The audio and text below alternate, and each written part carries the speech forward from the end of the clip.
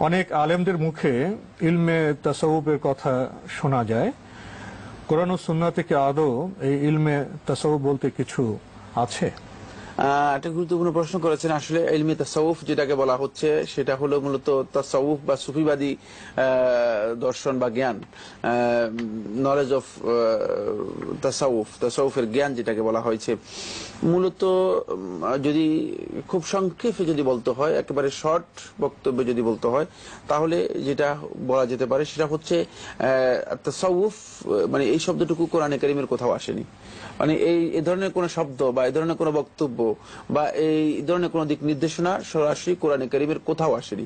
মানে এই শব্দটুকুই কোরআনে কারীমের মধ্যে আসেনি, তাসাউফ শব্দটুকুই। এরপরে আমরা যখন যাবো রাসূলুল্লাহ সাল্লাল্লাহু আলাইহি ওয়াসাল্লাম হাদিসের মধ্যে, রাসূলুল্লাহ সাল্লাল্লাহু আলাইহি ওয়াসাল্লামের অসংখ্য অগণিত হাদিসের মধ্যে কোথাও তাসাউফ শব্দটা আসেনি। মানে তাসাউফ শব্দটা এটা পরবর্তী সময় আসলে উদ্ঘাটিত হয়েছে এবং এই প্রকারের ইলম মূলত এমন একটি ইলম যে ইলমটা মূলত ইসলামী শরীয়তের মধ্যে অনুপ্রবেশ ঘটানো হয়েছে বা নতুন আবিষ্কার করা হয়েছে, এটা ইসলামী শরীয়তের মধ্যে নেই।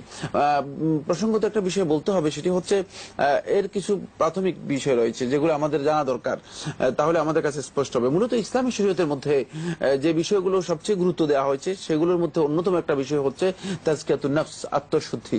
এবং আত্মশুদ্ধির বিষয়টি আল্লাহ সুবহানাহু ওয়া তাআলা কোরআনে কারীমের মধ্যে উল্লেখ করেছেন, রাসূলুল্লাহ সাল্লাল্লাহু আলাইহি ওয়াসাল্লামের হাদিসের মধ্যেও সেই বিষয়গুলো বিস্তারিত এসেছে। কোরআনে কারীমের মধ্যে আল্লাহ সুবহানাহু ওয়া তাআলা নবী এবং রাসূলদের যে রিসালাতি মিশনের কথা উল্লেখ করেছেন, তার মধ্যে অন্যতম একটা বিষয় উল্লেখ করেছেন ওয়া ইউযাক্কিহিম ওয়া ইউআল্লিমুহুমুল কিতাব ওয়াল হিকমা, যে তাদেরকে ইয়াতলু আলাইহিম আয়াতিহি ওয়া ইউযাক্কিহিম, আল্লাহ রাব্বুল আলামিনের আয়াতসমূহ তাদের সামনে রাসূল তেলাওয়াত করবেন, পাঠ করে শোনাবেন এবং রাসূল তাদেরকে পবিত্র করবেন, তাজকিয়া করবেন। তাজকিয়াতুন নফস রাসূলের অন্যতম যে রিসালাতের দায়িত্ব রয়েছে, এই দায়িত্বগুলোর মধ্যে অন্যতম একটি দায়িত্ব হিসেবে আল্লাহ সুবহানাহু ওয়া তাআলা কোরআনে কারীমের মধ্যে উল্লেখ করেছেন। এবং আল্লাহ সুবহানাহু ওয়া তাআলা তাজকিয়াতুন নফসের জন্য কোরআনে কারীমের মধ্যে অনেকগুলো আয়াতের মধ্যে এই বিষয়গুলো উল্লেখ করেছেন। ক্বাদ আফলাহা মান যাক্কাহা ওয়া ক্বাদ খাবা মান দাসসাহা কাযাবাত সামুদ বিতাগওয়াহা, এই আয়াতগুলোর মধ্যে আল্লাহ সুবহানাহু ওয়া তাআলা বলেছেন ওই ব্যক্তি সত্যিকার অর্থে সফল হয়েছে, মান যাক্কাহা, যে তার পবিত্র আত্মাকে, যে তার আত্মাকে যথাযথভাবে পরিষ্কার করতে পেরেছে, পরিশুদ্ধ করতে পেরেছে। অন্য আয়াতের মধ্যে আল্লাহ সুবহানাহু ওয়া তাআলা বলেছেন قد أفلح من تزكى وذكر اسم ربه فصلى بل تؤثرون الحياة الدنيا والآخرة خير وأبقى। এই আয়াতগুলোর মধ্যে আল্লাহ সুবহানাহু ওয়া তাআলা তাজকিয়াতুন নফসের বিষয়গুলো স্পষ্ট করে তুলে ধরেছেন। অর্থাৎ কোরআনে কারীম যদি আমরা দেখি, কোরআনে কারীমের অনেকগুলো আয়াতের মধ্যেই আল্লাহ সুবহানাহু ওয়া তাআলা তাজকিয়াতুন নফসের কথা বলেছেন। তাজকিয়াতুন নফসের পাশাপাশি আরেকটি বিষয় এখানে উল্লেখযোগ্য, সেটি হচ্ছে আজ-জুহুদ। জুহুদটা হচ্ছে, জুহুদ সম্পর্কেও রাসূলুল্লাহ সাল্লাল্লাহু আলাইহি ওয়াসাল্লাম হাদিসের মধ্যে উল্লেখ করেছেন এবং জুহুদটা অত্যন্ত গুরুত্বপূর্ণ বিষয় এবং কোরআনে কারীমের মধ্যেও আল্লাহ সুবহানাহু ওয়া তাআলা এদিকে ইঙ্গিত করেছেন। বাল তুসিরুনাল হায়াতাদ দুনিয়া ওয়াল আখিরাতু খায়রু ওয়া আবকা। এই আয়াতের মধ্যে যেমনি ভাবে প্রথম আয়াতের শুরুতেই তাজকিয়াতুন নফসের কথা বলা হয়েছে, তেমনি ভাবে আয়াতের শেষাংশের দিকে আল্লাহ সুবহানাহু ওয়া তাআলা মূলত আজ-জুহুদের কথা বলেছেন। জুহুদটা কি বিষয়, জুহুদ কাকে বলা হয় থাকে সেটা আমাদেরকে জানতে হবে। জুহুদ হচ্ছে মূলত দুনিয়ার যেই মানে দুনিয়ার যে লোভ লালসা রয়েছে, দুনিয়ার যে মোহ রয়েছে, এই মোহ থেকে মানে নিজের টার্গেটকে আখিরাতমুখী করে দুনিয়াতে জীবন যাপন করা। মানে তার টার্গেটটা হবে আখিরাতমুখী, জি, মানে কাজগুলো হবে আখিরাতমুখী, কিন্তু দুনিয়াতে তিনি কাজগুলো করবেন, দুনিয়াতেই তার প্রচেষ্টা থাকবে, দুনিয়াতে জীবন যাপন করবেন। কিন্তু দুনিয়ার যে টার্গেট হবে, এই টার্গেটগুলো শুধু দুনিয়ার মোহে হবে না, দুনিয়ার লোভ লালসায় হবে না, দুনিয়াকে উপার্জন করার জন্য হবে না বা দুনিয়াকে ভোগ করার জন্য হবে না, এগুলো টার্গেট হবে, উদ্দেশ্য হবে আখিরাতমুখী হবে। আখিরাতমুখী হওয়াটাই হচ্ছে মূলত দুনিয়ার প্রীতিকে বাদ দিয়ে আখিরাতমুখী হওয়াটাই হচ্ছে যাবতীয় প্রচেষ্টা আখিরাতমুখী হতে হবে, এটাই হচ্ছে জুহুদ। আর এই জুহুদের জন্য মূলত কোরআনে কারীমের মধ্যে বলা হয়েছে এবং রাসূলুল্লাহ সাল্লাল্লাহু আলাইহি ওয়াসাল্লাম হাদিসের মধ্যেও বলা হয়েছে জুহুদের বিষয়গুলোকে। এরপরে আরেকটি পয়েন্ট হলো, সেটা হলো মানে আখলাক, চরিত্রের বিষয়গুলো। চরিত্র একটি গুরুত্বপূর্ণ বিষয়। মূলত রাসূলুল্লাহ সাল্লাল্লাহু আলাইহি ওয়াসাল্লামের প্রেরণের অন্যতম একটি উদ্দেশ্যের মধ্যে রাসূলুল্লাহ সাল্লাল্লাহু আলাইহি ওয়াসাল্লাম উল্লেখ করেছেন, ইন্নামা বুইসতু লিউতাম্মিমা মাকারিমাল আখলাক, আমাকে প্রেরণ করা হয়েছে চরিত্রের সর্বোত্তম যে সোপানগুলো রয়েছে সেগুলোকে পরিপূর্ণতা দান করার জন্য, চরিত্রকে পরিপূর্ণতা দান করার জন্য মূলত রাসূলুল্লাহ সাল্লাল্লাহু আলাইহি ওয়াসাল্লামকে প্রেরণ করা হয়েছে। মূলত চরিত্রের বিষয়গুলো মূলত ইসলামী শরীয়তের মধ্যে অনেক বেশি গুরুত্ব দেওয়া হয়েছে।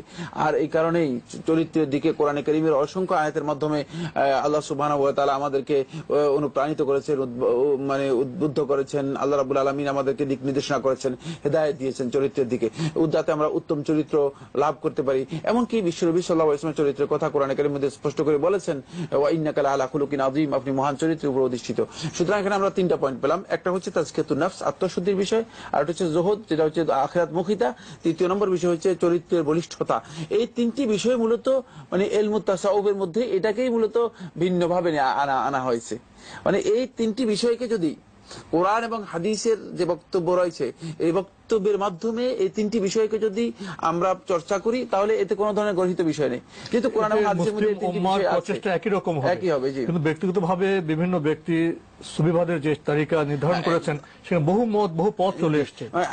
ওইটা আমরা আসছি যে মানে অর্থাৎ আমরা যদি এই তিনটি বিষয়কে কোরআন এবং হাদিস অনুযায়ী স্টাডি করি, কোরআন এবং হাদিস অনুযায়ী এগুলো আমাদের জীবনে বাস্তবায়ন করার চেষ্টা করি, তাহলে দেখবো যে এগুলো কোরআন এবং হাদিসে যেভাবে এসেছে সেভাবে এগুলো বাস্তবায়ন করতে মানে আমাদের আত্মশুদ্ধির জন্য প্রয়োজন রয়েছে, আমাদের চরিত্রকে বলিষ্ঠ করার জন্য প্রয়োজন রয়েছে, আখিরাত মুখিতা, আখিরাতের জবাবদিহিতার বিষয়টাকে সামনে রাখার জন্য প্রয়োজন রয়েছে। এবং এগুলো খুবই ইম্পর্টেন্ট বিষয়, ইসলামে অত্যন্ত গুরুত্বপূর্ণ বিষয়। এগুলোর মাধ্যমে মানুষের আত্মিক বা স্পিরিচুয়াল যে পরিবর্তন রয়েছে, সেই পরিবর্তন সাধন হয়ে থাকে, এতে কোনো ধরনের সন্দেহ নেই। এর মাধ্যমে মানুষের রুহানি তারাক্কি যেটাকে বলা হয়ে থাকে, সেই রুহানি তারাক্কি এর মাধ্যমে লাভ হয়ে থাকে। কিন্তু ইলমুত তাসাউফ এই তিনটি বিষয়কে নিয়েই মানে তাদের বক্তব্য নিয়েছে, মানে তাদের বক্তব্যের বা তাদের বিষয়বস্তুর যে মাহাওয়ের রয়েছে, মানে বিষয়বস্তুর যেই অবজেক্টিভস গুলো রয়েছে, এই অবজেক্টিভস গুলো হচ্ছে মূলত এই তিনটি বিষয়। কিন্তু সেক্ষেত্রে তারা কোরআন এবং হাদিসের বক্তব্যের পাশাপাশি তারা আরো কিছু রিয়াজতকে নিয়ে এসেছে। সেই রিয়াজত গুলো বিভিন্ন দৃষ্টিভঙ্গিতে বিভিন্ন ধরনের, বিভিন্ন ব্যক্তির কাছে বিভিন্ন ধরনের, এবং সেই রিয়াজত গুলো মূলত রাসূলুল্লাহ সাল্লাল্লাহু আলাইহি ওয়াসাল্লামের সুন্নাহ দ্বারা সাব্যস্ত হয়েছে কিনা। যদি সুন্নাহ দ্বারা সাব্যস্ত না হয়ে থাকে, অথবা রাসূলুল্লাহ সাল্লাল্লাহু আলাইহি ওয়াসাল্লামের প্রদর্শিত পন্থা অনুযায়ী যদি না হয়ে থাকে, তাহলে সেটা ইসলামী শরীয়তে গ্রহণযোগ্য নয়, সেটা গর্হিত, এবং সেটাকে ইলমুত তাসাউফ নাম দিয়ে ইসলামী শরীয়তের মধ্যে নতুন করে একটা ইলমের সংযোজন করা, এটি কোন অবস্থায় বৈধ হয়নি। কিন্তু আমরা যদি দেখি যে এর মধ্যে যে মৌলিক যে বিষয় রয়েছে, সাবজেক্ট গুলো যেগুলো রয়েছে, সেগুলোর সাথে ইসলামের সাথে কোনো ধরনের কন্ট্রাডিকশন নেই। কিন্তু এগুলোকে মূলত পদ্ধতিগত দিক থেকে সেগুলোকে অনেক দিক থেকেই কন্ট্রাডিকশন তৈরি হয়েছে। যেমন তাজকিয়াতুন নফস, আত্মশুদ্ধি কিভাবে আমরা করব। তাসাউফ যে দৃষ্টিভঙ্গি পোষণ করেছে, ইসলামী শরীয়তে যে দৃষ্টিভঙ্গি পোষণ করেছে, এর সাথে কিছুটা বৈষম্য রয়েছে, কিছুটা দৃষ্টিভঙ্গিগত পার্থক্য রয়েছে। অনুরূপভাবে তাসাউফ যে দৃষ্টিভঙ্গি পোষণ করেছে আখিরাত মুখিতার দিকে, আখিরাতের জবাবদিহিতার দিকে, আখিরাতের প্রতি মানুষের আকর্ষণের দিকে, দুনিয়ার প্রতি মানুষের মানে বিমুখতার দিক থেকে দেখা গেছে তাসাউফ যে দৃষ্টিভঙ্গি পোষণ করেছে, সেক্ষেত্রে মানে কোরআন এবং হাদিস যে দৃষ্টিভঙ্গি পোষণ করেছে, সেই দৃষ্টিভঙ্গির সাথে কিছুটা দূরত্ব রয়েছে। কোরআন এবং হাদিস আমাদেরকে আখিরাতমুখী হতে বলেছে, আমাদের দুনিয়ার যে কাজগুলো আছে সমস্ত কাজগুলো করেই আখিরাতমুখী হতে বলেছে। দুনিয়ার যে কাজগুলো আছে এই কাজগুলোকে আখিরাতের টার্গেটে করার জন্য আমাদেরকে দিক নির্দেশনা করা হয়েছে, এবং এই কাজগুলো আল্লাহ এবং তার রাসূলের প্রদর্শিত পন্থা যদি আমরা করতে পারি, তাহলে সেগুলো আমাদের আখিরাতের কাজ হিসেবে বিবেচিত হবে। এভাবে আমাদেরকে